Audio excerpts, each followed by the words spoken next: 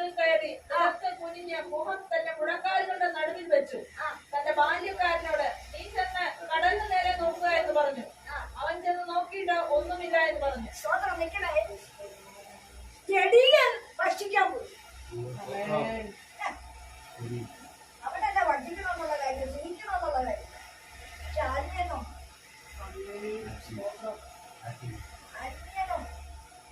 അവനെന്നാ ചെയ്തു? അവൻ ഒരുത്തൻ അവൻ ഈ കാടിന്റെ മുട്ടിന്റെ ഇടയിൽ തല വരണമെങ്കിൽ അവൻ എന്തോരം വയറും തിന്നിയിട്ടുണ്ട്. ഞാൻ ഇതാണ് ഡെവിനോട് ഞാൻ പറയുക, കാലിന്റെ മുട്ട് വരെ തലയിടാൻ പറഞ്ഞു. ഞാൻ ഡെവിന് പറ്റുന്നില്ല, ഡെവിന് വണ്ണമാണ്. പക്ഷേ അച്ഛനോട് ഞാൻ പറഞ്ഞു, അച്ഛൻ ചിലപ്പോൾ സമ്മതിച്ചില്ല.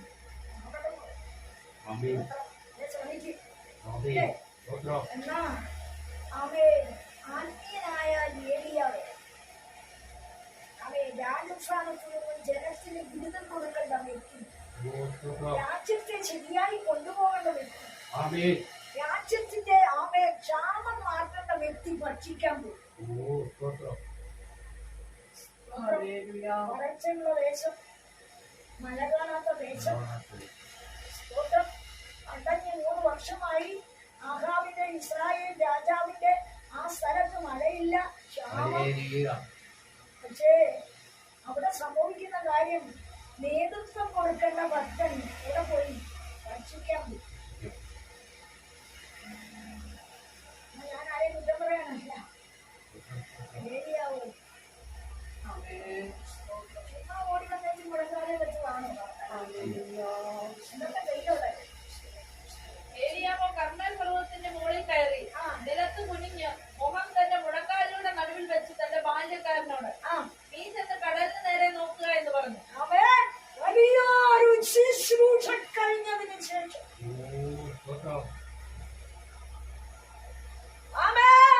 രാജാവിനോട് അവൻ വെല്ലുവിളി നടത്തിയതിന് ശേഷം താൻ പറഞ്ഞത് അക്ഷരാർത്ഥത്തിൽ സംഭവിച്ച ദേശം അടഞ്ഞു പോയപ്പോൾ ഉത്തരവാദിത്വം ഏറ്റെടുത്തുകൊണ്ട് ദേശത്ത് സമൃദ്ധി വരുത്തുവാൻ ഭക്തൻ മുഴങ്കാലിൽ കിടക്കുക.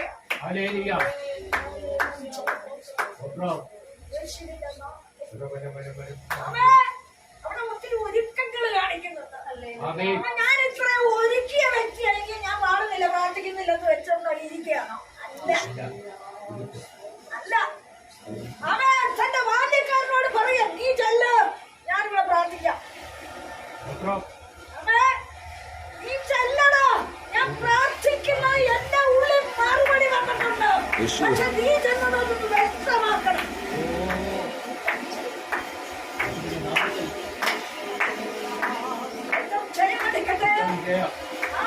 നീ ചെല്ലണമെന്ന് എവിടെ? കടലിന്റെ മേലെ. അന്യർത്ഥം ലോകം ജനതയുടെ നടുവില് പ്രാർത്ഥിച്ച് മുഴങ്കാലിൽ കിടക്കുന്ന ഭക്തന്റെ വീട് തന്നെ മനസ്സിലാകത്തില്ല. എന്നാൽ ഇന്ന് പകൽക്കാലം പരിശുദ്ധാത്മാവ് ആലോചന കൈമാറും. നീ ഉരുകി ഉണങ്ങി ദൈവസന്നിധിയിൽ കിടന്ന് അയ്യം വിളിച്ച് നിന്റെ കുടുംബത്തിന്റെ അകത്തളത്തിൽ നീ അനുഭവിക്കുന്ന തീരാ ദുഃഖത്തെ ചോദ്യമിട്ട് പുറത്ത് ചിലർ നിൽക്കുമ്പോൾ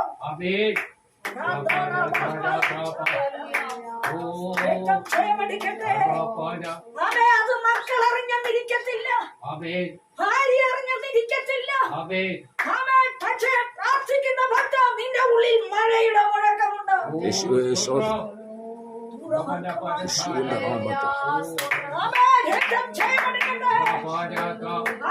ലോക ജനതയുടെ മുൻപിൽ നീ ചെന്നില്ലേ? എന്നാ പറഞ്ഞു വന്നേച്ച്?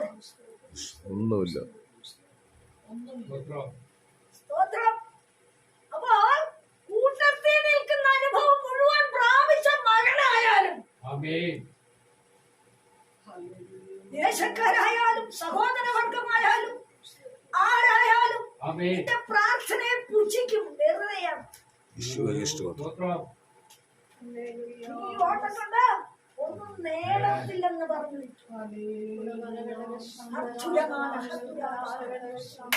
ഓ, ഏറ്റവും ജയമെടുക്കട്ടെ.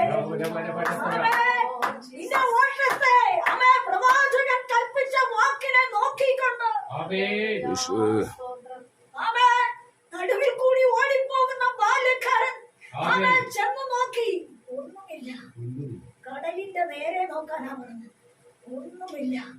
പകൽക്കാലം പരിശുദ്ധാത്മാവ് ആലോചന പറയും.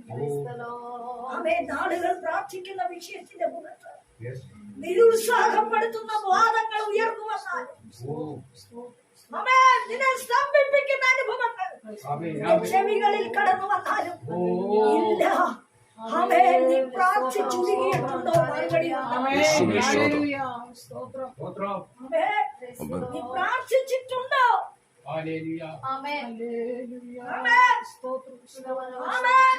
നീ വൃഥാവെന്ന് വെറുമയെന്ന് കാര്യമില്ലെന്ന് നിന്നെ അവൻ ശൂന്യമാക്കുന്ന അവൻ അനുഭവത്തോടെ അവൻ നിന്നോട് ചൂണ്ടുവിരലിട്ട് പലപ്പോഴും നിന്നെ ചോദ്യം ചെയ്ത് വാദിക്കുന്നടുത്ത്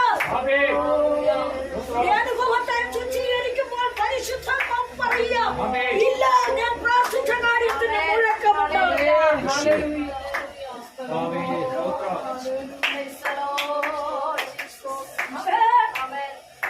പ്രാർത്ഥിച്ച വിഷയത്തിന്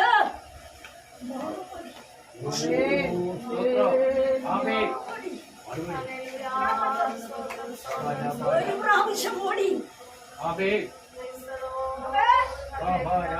ഒരു പ്രാവശ്യം ചെന്ന് നോക്കി. അവൻ പ്രാർത്ഥിപ്പാനുള്ള നിർബന്ധം നിന്നെ ഓടിക്കുമ്പോ വിടുതൽ പ്രാപിക്കുവാനുള്ള ജാഗ്രത നിന്നെ ക്ഷേമിക്കുമ്പോ ആരാധിക്കാൻ അവൻ നിന്നെ ഉത്സാഹിപ്പിക്കുമ്പോ ആദ്യം നിനക്ക് അവൻ നിരാശപ്പെടുത്തുന്ന അനുഭവം വന്നിരിക്കാം. എന്നാൽ നിന്റെ ആരാധനയുടെ ഓട്ടം, നിന്റെ ജാഗ്രതയിൽ തീഷ്ണതയുമുള്ള നിന്റെ വിശ്വാസം, നിന്റെ ഉറപ്പും ധൈര്യമുള്ള നടപടി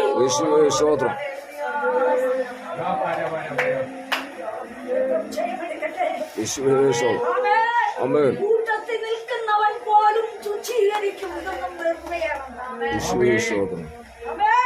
ഇതൊന്നും നടപ്പിലുള്ള കാര്യമല്ലെന്ന്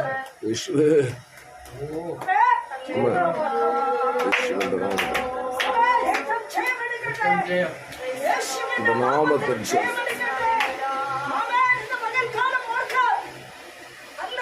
ഒരു പ്രാവശ്യം പോയി മടങ്ങി വന്നില്ല. രണ്ടാം പ്രാവശ്യം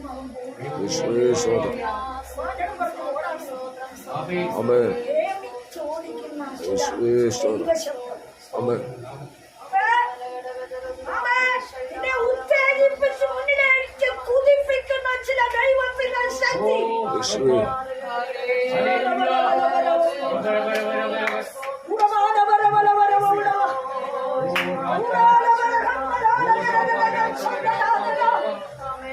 സ്തംഭനത്തിൽ നിന്ന് നിന്നെ എഴുന്നേൽപ്പിച്ച് ശക്തിയോടെ മുമ്പോട്ട് കുതിപ്പിക്കുന്ന ദൈവശക്തി നിന്റെ പിന്നിലുണ്ടെങ്കിൽ ഒരു വിടുതൽ നിന്നെ കാത്തു മുന്നിൽ രഥത്താൽ ചുമടെടുക്കും.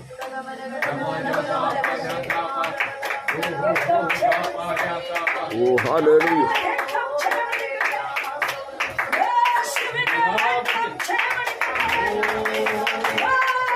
യേശുവിന്റെ നാമത്തിൽ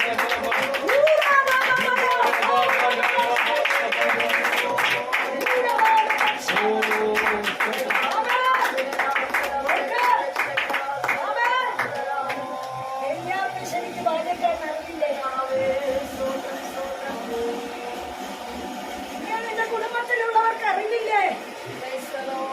മക്കൾക്ക് നിന്നെ അറിയില്ലേ? എന്തെല്ലാം കഷ്ടതയിൽ, എന്തെല്ലാം ഞരക്കത്തിൽ, എന്തെല്ലാം വേദനയിൽ, എന്തെല്ലാം മലച്ചിലിൽ, എന്തെല്ലാം ഉയർച്ചയിൽ, എല്ലാം സമ്പന്നത്തില് ഏതൊക്കെ അനുഭവത്തിൽ നീ കണ്ണുനീരിൽ കടന്നുപോയി എന്ന് കൂട്ടത്തിൽ നിൽക്കുന്ന ബാല്യക്കാരന് അറിയില്ലേ? എന്തുകൊണ്ട് അവൻ അവിടെ നിന്നില്ല? കടലിന്റെ നേരെ അവൻ നോക്കി നിന്ന് യേശുവേ പിന്തിരിപ്പിക്കുന്ന ചില ശക്തികൾ യേശുവിന്റെ നാമത്തിൽ ദൈവശക്തിയെ തടുക്കുന്ന, ദൈവാലോചനയെ തടുക്കുന്ന, ദൈവീയ സത്യത്തെ തടുക്കുന്ന, അടുക്കുന്ന ആമേൻ, ദൈവത്തിന്റെ കുതിർപ്പിനെതിരായി ഓ വാദിച്ചു നിൽക്കുന്ന ചില ശക്തിയെ തടയുമോ? യേശുവിന്റെ നാമത്തിൽ യേശുവിന്റെ നാമത്തിൽ ഓ, ആമേൻ, ഓ ആമേൻ. ആമേൻ. തപ്പിച്ചു പോകാൻ ആമേൻ അതുപോലെ തിരിച്ചു പോകും. ആമേൻ. ആമേൻ. കണ്ടില്ല. സ്തോത്രം എന്റെ ആദ്യം തന്നെ കൈപ്പത്തി കാണാഞ്ഞതാ. ഹല്ലേലൂയ എന്തുകൊണ്ട് പ്രവാചകൻ വീണ്ടും വീണ്ടും അവനെ ഓടിച്ചു? ഹല്ലേലൂയ സ്തോത്രം. സ്തോത്രം ആമേൻ. ദൈവത്തിന്റെ വാഗ്ദത്തം കേൾക്കുന്നവന് ഉറപ്പില്ലാത്തവനെങ്കിൽ, ആമേൻ ദൈവത്തിന്റെ ശക്തിയെ കുറിച്ച് വിവരമില്ലാത്തവനെങ്കിൽ, ഓ ആമേൻ, ആമേൻ, അവൻ അവിശ്വാസമുള്ള ഹൃദയമുണ്ടെങ്കിൽ, ആമേൻ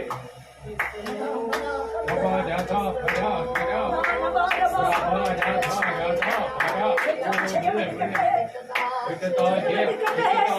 അവനെ ഉറപ്പിക്കേണ്ടത് പ്രവാചകന്റെ കാടാണ്. സ്തോത്രം ആമേൻ എല്ലാ പ്രാവശ്യവും എന്നിട്ടും അവനോട് നിന്നോ? അവൻ നിന്നില്ലെന്ന്. അങ്ങനെ എത്ര പ്രാവശ്യം അവൻ ഓടി? ഹല്ലേലൂയ ഏഴാം പ്രാവശ്യമാ കൈപ്പറ്റി കണ്ടതല്ലേ? അല്ലേ? ഞാൻ ചോദിക്കട്ടെ, എത്രയോ പ്രവാചകന്മാരുടെ അടുക്കൽ നമ്മൾ പോയിരിക്കും ദൈവശബ്ദം കേൾക്കാൻ. എത്രയോ ആലോചനകള് വചനത്തിൽ കൂടെ നമ്മൾ കേൾക്കും. സ്തോത്രം എന്തുകൊണ്ട് നിന്റെ ജീവിതത്തിൽ വിടുതൽ നടക്കുന്നില്ല? ഏറ്റവും ശരിയാ. ആമേൻ ആമേൻ. ആമേൻ ഓട്ടത്തിന്റെ സ്പീഡിൽ ചെന്ന് നോക്കി, ആമേൻ ആമേൻ, നോക്കിയെടുത്ത് വിഷയത്തിന് മറുപടിയില്ല. ഓ സ്തോത്രം എന്താ ഇതിന്റെ അർത്ഥം? ആമേൻ എന്താ ഇതിന്റെ അർത്ഥം? ആമേൻ, ആമേൻ. ചെയ്തു തരേണ്ട ആത്മാവ്, ഉറപ്പിക്കേണ്ട ആത്മാവ്, വിടുതൽ കൊടുക്കേണ്ട പരിശുദ്ധാത്മാവ്, ആമേൻ, ആലോചനയിൽ ഉറപ്പുള്ളവനെ ഉറപ്പിക്കുന്നു. യേശുവേ സ്തോത്രം ഹല്ലേലൂയ ആലോചന കേട്ടതിനെ, ആമേൻ, പൂർണ്ണ ഹൃദയത്തിൽ ഏറ്റെടുക്കുന്നവന് മാത്രമേ വിടുതൽ നടക്കത്തുള്ളൂ. യേശുവേ സ്തോത്രം ഹല്ലേലൂയ